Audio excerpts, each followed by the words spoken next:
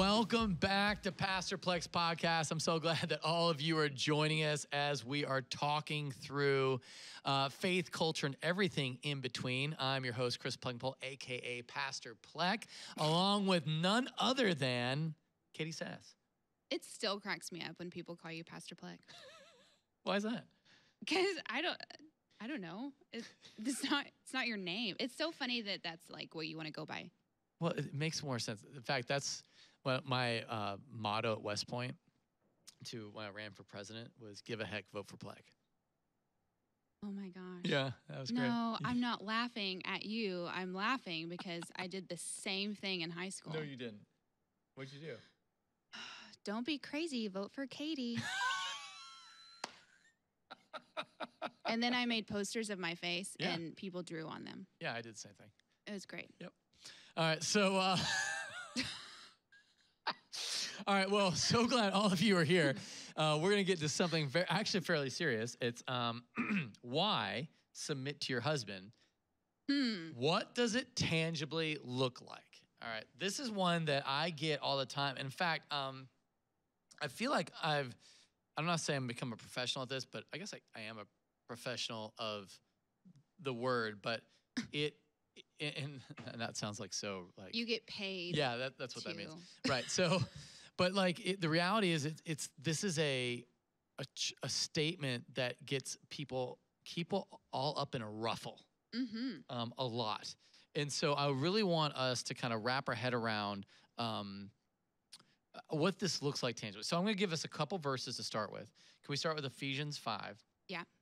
All right, so Ephesians 5:21 says, submitting to one another out of reverence for Christ, which was, the basic living in submission to everybody, talking to people kindly and all that. But then specifically, verse 22, wives, submit to your husbands as to the Lord, because the husband is the head of the wife, as also Christ is the head of the church, he himself being the Savior of the body. But as the church submits to Christ, so also wives should submit to their husbands in everything. Husbands, love your wives, just as Christ loved the church and gave himself for her to sanctify her by cleansing her with the washing of the water by the word, so that he may present the church to himself as glorious, not having a stain or wrinkle or any such blemish, but holy and blameless. In the same way, husbands ought to love their wives as their own bodies. He who loves his wife loves himself, for no one has ever hated his own body, but he feeds it and takes care of it, just as Christ also does the church, because we are members of his body. For this reason, a man will leave his father and mother and will be joined to his wife, and the two will become one flesh. This mystery is great, but I'm actually speaking with reference to Christ and the church. Nevertheless, each one of you must also love his own wife as he loves himself, and his wife must respect her husband. What a mouthful. All right, so when you hear that, a wife must respect her husband, or wives, submit to your husbands as to the Lord, because the husband is the head of the wife, as also Christ is the head of the church, he himself being its Savior. What do you think about that? Well, I think that you have to look at the word submission from a spiritual lens rather than a worldly lens. Okay, because give me the difference. Worldly submission looks very different. I mean, people have like taken the word submit and turned it into trash. You will submit to my authority. Well, also because there are men that don't exercise their authority in a godly way. Okay.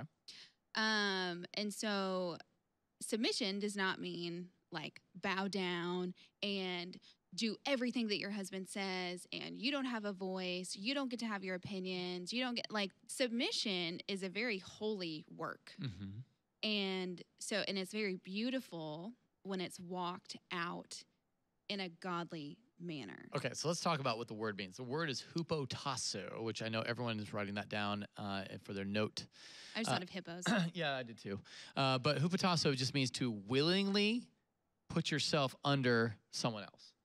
So I am willingly coming under you to serve you. And that is the Greek word. And so there is a real sense of voluntarily putting yourself under the authority of another. It was a military term, and in some days those were not voluntary. It was conscription, where you just you make somebody submit. But here you're looking at the thing that I love about this is, what is the enforcement clause?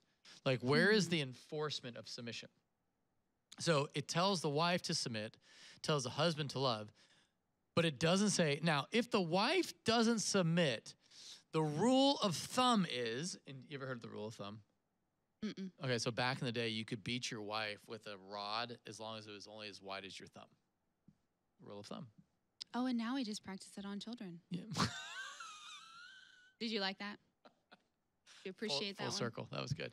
All right. Yeah. So no. Yeah. You don't have you don't beat your wife because that's not appropriate. But more importantly is there is no enforcement clause. There is no ability other than the Holy Spirit. And then also, this is where the church comes in. And I think this is the part that makes people nervous because everybody needs to submit to someone. Like I submit to someone, everybody submits to someone. And when I say I submit to someone, I submit to the church leadership of the elders. And we then there's a plurality of elders, and so we all submit to one another. There isn't like a king of the castle or pyramid scheme at the top. But what that means is if everybody has to submit to everybody or submit to one another, it becomes very, very godly clearly. But this is where I've always get this question. I don't know if you have ever run into this with people. Like, what if my husband isn't a person worthy of submitting to? Yeah, and I don't know the answer to that. Well, first off, you probably shouldn't have married him, but you're already stuck. So I think the consequence, this is where you're like, oh, you can't say that. No, the consequence of you marrying somebody outside the will of God, like Christians should marry Christians, there's a consequence for that.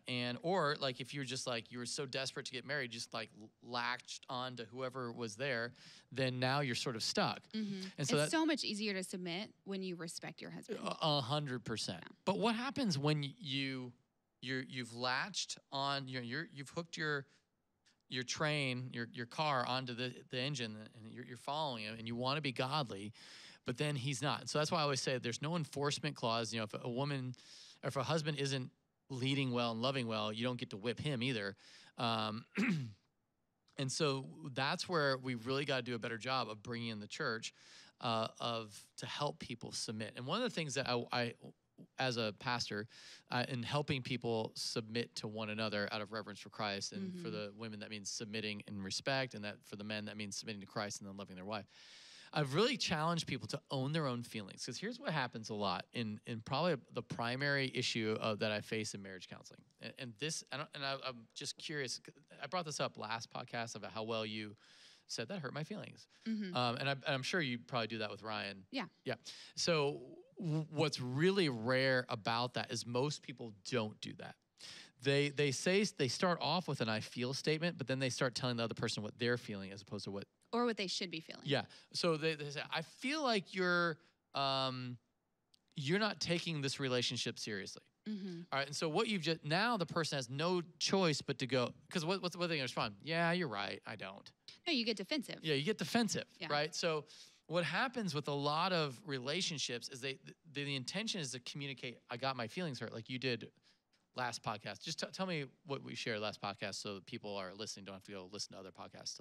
We were just talking about relational restoration and how to have deeper friendships. And so whenever your feelings are hurt, then you communicate that. You are assertive and say, hey, I know your heart and I know you love me, but when you said that, it hurt my feelings. Right. And then that leads to restoration. Right. Okay. So that's huge. So what I want to tell people is like, own your feelings. We live in a passive aggressive culture where to say like, hey, that hurt my feelings, or that it comes off as weak. It comes off as weak. And in fact, what ends up happening, we have a culture now that gets offended for other people, right? Like, oh, what you said could have offended somebody, so I'm going to be offended for that other person that wasn't here, or like a group of people that wasn't here. And that's like, it's so frustrating because then you're like, who am I talking to? And so what we need to do is own the offense ourselves. Hey, it hurt me when you said whatever the thing was that you said. And I think that it will transform your marriage. Because usually men want to fix problems. And I think what happens, and I always compare it to the damsel versus the dragon.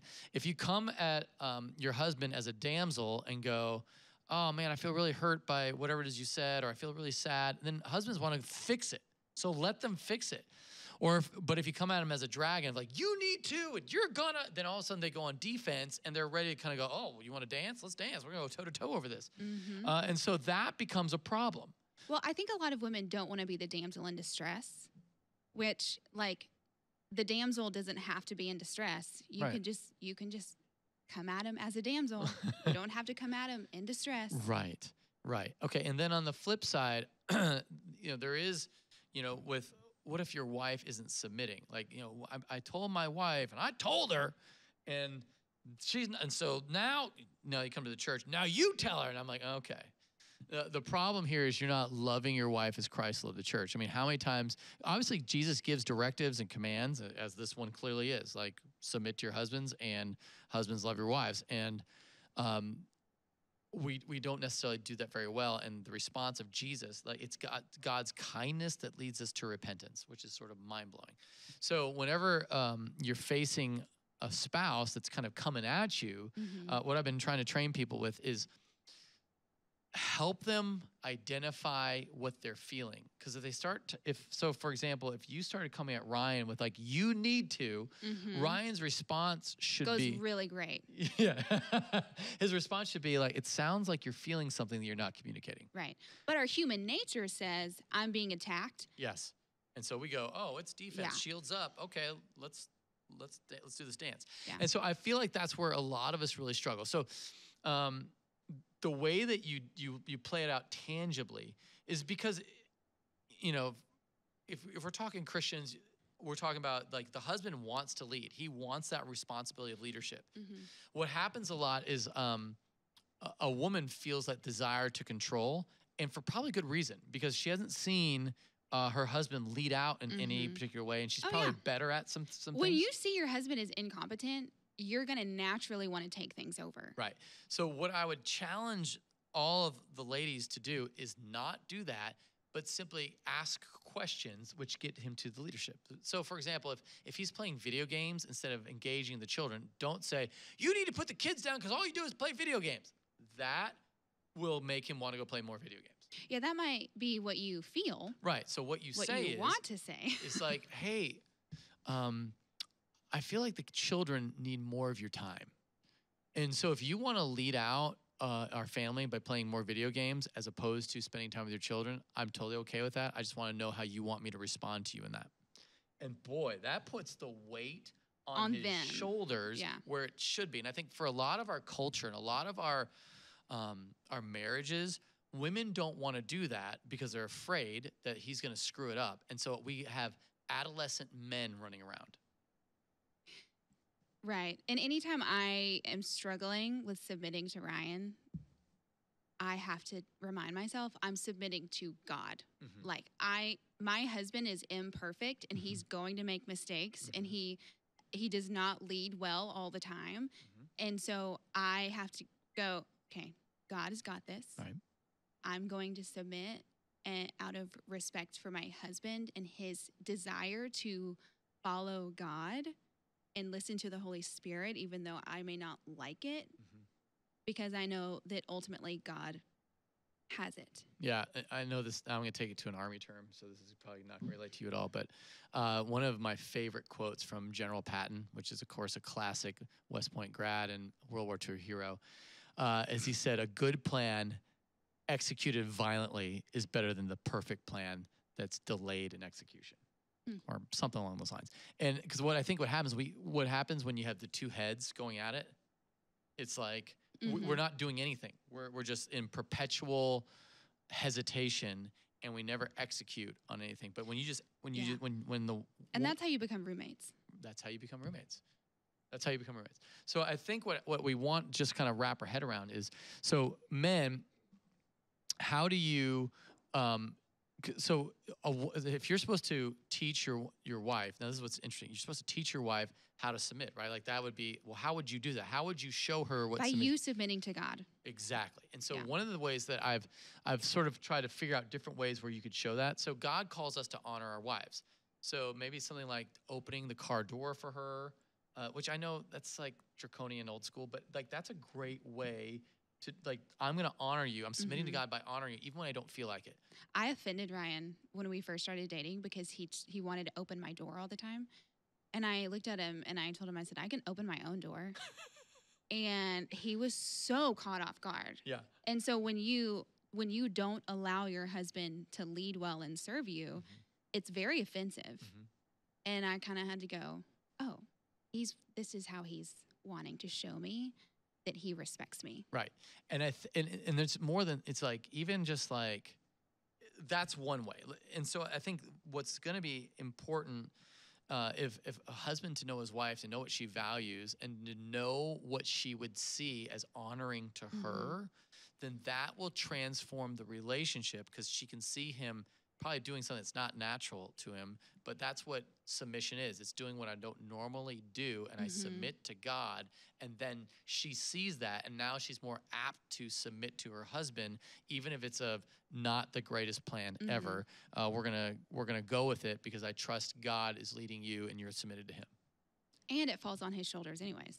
It falls, and that's the one thing I always want to remind ladies. It's like the family response. Like, you're not going to stand before God before your family. Yeah, your husband will. Yeah, you're going to stand before God for you, but your husband's going to stand before God for your family, for your children, for how what the family accomplished, what the family did, and that's a lot of weight on his shoulders. And so, one of my other favorite verses, which doesn't super apply in terms of marriage, but it does. It's Hebrews 13:17. Are you familiar with this one? Maybe. Obey your leaders and submit to them, for they keep watch over your souls and will give an account for their work. Let them do this with joy and with not complaining, for this would be of no advantage to you. So I think what happens is that we can kind of come into the nagging zone, and that's why a nagging wife is like worse than a constant dripping faucet. Yeah. because it prevents the good of the family. Now, at the same time, a husband who doesn't take lead is also an awful thing to behold. It's a fool. It's miserable. It's miserable. Yeah. So I do feel like there's a reality there. But yeah, I do have a go ahead. tangible story as of recently. Oh, good. This should be good. Where I was really struggling to submit to Ryan. Because I love Ryan and I respect him, but that doesn't mean it's easy to submit all the time. And so Ryan and I are currently trying to figure out when and how to have another child. Whoa! This is like, you heard it here first, folks, right on Pastor Plek's podcast. Katie and Ryan are trying to have a baby. Well, no. Oh. Listen. We're trying to get on the same page with when to, whether we want to have another baby or when we want to start. You're not talking about the when, you're talking about if. Well, we want to have another child, but I really want to adopt. Oh, okay. And Ryan wants to adopt too, but do we want to do private adoption? Do we want to adopt through the state? Oh, so you're not trying to get pregnant. You're going full on adoption. Right. But I'm also open to getting pregnant again. I mean, but we haven't decided on when. That's the big thing. Is I could have had another baby in my arms, yesterday. But Ryan is not quite there yet. How old's Ava? She just turned 2 in June. And so there's something clicked when she turned 2 that I was like, wait, I need another baby. Mm-hmm. Like I'm ready to have, I want another baby in the house. And so like every time I would bring it up, we would talk for maybe 10 seconds and he'd be like, I'm done with this conversation. We're not having another baby right now. I'm done talking about it. And I'm like, huh? Like, why can't we just talk about it? Because it stresses me out. I don't want to talk about it right now. We're not doing, and I'm like, and he would just say, we're not having another baby right now. We can't afford to have another baby right now. And I'm like, so I couldn't get my point across. I couldn't even talk about my feelings. I couldn't express anything because he would shut the conversation down with, we can't afford it. And I'm like, who has a baby you can afford? Like, should I take your side? Well, I'm sitting there going, why are you not letting us have a conversation? Like, why are you just putting your foot down? And he's like, I'm not putting my foot down. I'm just saying we can't afford to have another baby right now. And we don't even have, like, he's just like, we're not in a good time. It's not a good time for us to have another baby. And I'm like, so I feel unheard, but I know, I'm like, okay, well, he has just, I guess, made this demand, like made this decision without me. And I'm supposed to just submit. Like, that's not, I don't feel like this is right. Like, this isn't the right way to do it. Like, I don't feel loved. I don't feel cared for. I don't feel respected or heard. I don't feel like he like is listening to me at all. And so this went on for like a month. Oh, wow. Of me kind of like on and off trying to bring it up. Cause it's our second kid. Like, I want to talk about it. Like, it's expanding our family. I want to talk about what that would look like and dream a little bit. And he every time would just try to end the conversation. And then, of course, because I am just persistent, I would keep trying to talk about it even after he'd shut it down. And then he would just explode and like, I said I was done. Wow. I said I was done talking about it. And I'm like, who the frick are you? Like, what is going on? And so I was praying about it, and I'm like, okay, this is not going well. Like, this is making me feel super shut out. Like, this is making me feel like, in my head, like the way I saw things, Ryan was not leading well in that moment. Like, no matter how much I respect and love my husband, that doesn't mean that he leads well all the time. Right? Do you lead well all the time? No. Yeah. And so I'm like, well, how do I, like, how the heck am I supposed to submit to this man that's not leading me well right now and not loving me well right now? And so I'm like, I want to feel heard. Like, submission does not mean that you shut yourself down and go, well, okay, my husband made the decision and that's all there is. And I don't get to have a say, and right. I have to just shut my mouth and obey. And so I wrote him an email. I've gotten one of those. I wrote him an email, and I started, you have to like start out with your bread, and then your meat, and then your more bread, and because white bread is like the fluff of like, I love you so much. The meat is like, I want a baby. White bread is like, I love you so much. Yeah, because I didn't want to just be like, because the response that I'm searching for in that moment isn't, okay, yeah, let's have a baby tomorrow. Like, let's just start trying, or let's start the adoption process. That's not what I was wanting. What I was wanting was to feel heard and to feel like we were making this decision together. Okay. So I start out with when he would shut the conversation down, how that would make me feel. Nice. Because that's important. I know my husband's heart is to love me well. And so if that isn't loving me well, then I want him to know that. Nice. And so I assert my feelings and I assert my needs and say, when you don't allow us to have a conversation, then it does not make me feel loved or heard. And I feel like you're just putting your foot down. And so then after that, I kind of go into, like, I would love to just hear your heart behind this. I would love, because he's explained, like, some emotional reasons behind it. Like, where he's like, I just don't know how I could love another kid more than Ava. Like, it's hard for me. And, like, the struggles of having a daughter in this world, like, it stresses him out. And so he feels like he needs to devote all of his energy to raising a strong daughter. And he's like, I want a son, but I don't know. So he was just in an emotional mess, but like most men don't know how to explain their feelings. And so I sent him this email, and because I told him, I said, I feel like it's much easier for me to send you an email while you're at work so that you have the day to process. And if you want to respond, so that way I get all of my stuff out, and then you can respond when you get home, or you can write everything out. Whatever you choose, I just put the ball in his court. And he sent the best email, like the most words he would never speak all of these words. But like his email even though he didn't say, okay, yeah, I'm ready to have another baby, but he laid out how he felt about having another baby, the like financial reasons why he feels like it's not a good time to have another baby right now, which I had to respect. I mean, part of me is like, well, God will provide. God will provide. Like, let's just have another baby and God will provide. He goes, Katie, that's like someone buying a Tesla that can't afford it and just going, whoop, God will provide. And he's like, I don't want us to just have another baby and make it. I want us to have another baby and thrive. Like, I want our family to like not struggle financially. And, you know, so like we have different perspectives because I've always been the, let's just do it and see what happens. And he is I will have an elaborate plan before I make one step. And so when you have those two types of personalities trying to make a decision together, it's not really going to go well all the time. And so how did you end up saying like,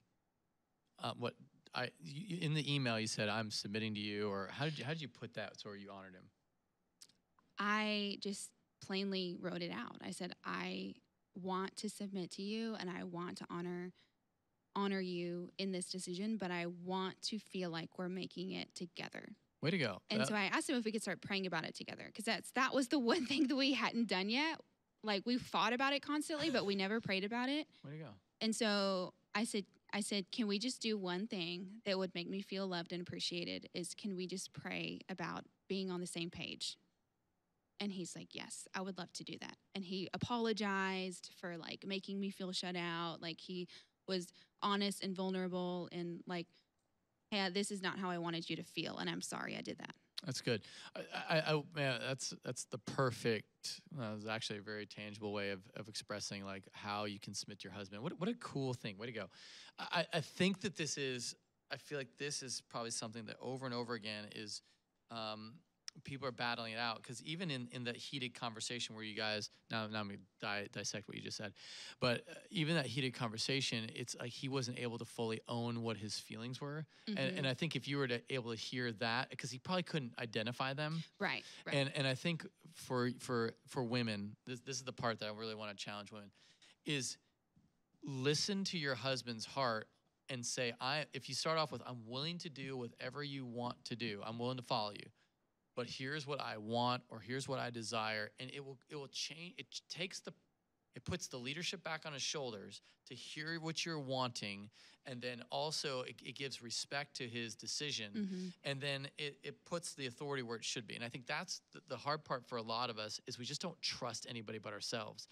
And and even with men, to own your own feelings and not be a victim of your wife. Because I think what happens for a lot of us is we end up saying, well, I can't because she's gonna, and you just go into you want to avoid an explosive nagging.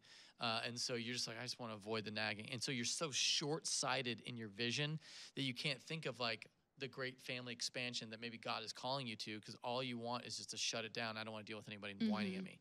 Mm-hmm. And we all have limited amounts. You know, a lot of people. When you look at your emotional capacity, some of us are living right below the very tip top.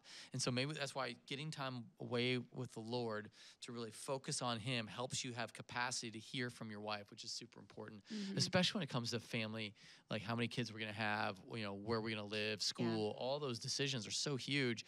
And if you don't think about it until you're right in it, then it's a decision that you're making already. And so I think that becomes an important mm-hmm. thing for really families to really wrestle with. Because you can also pray for the desire to submit. Yeah. And God will change your heart if what you're wanting is in His will. Yep. So that's good. Well, I just want to thank everyone for listening, and whatever question, there's no out of bounds question. I think this is a perfect one to really talk about just the reality of marriage and relationships. And we talk about that quite frequently here. But if you have a question, just text us at 737-231-0605, or you can go to pastorplek.com, and we would love to meet you there. And because we talk faith, culture, and everything in between. So from our house to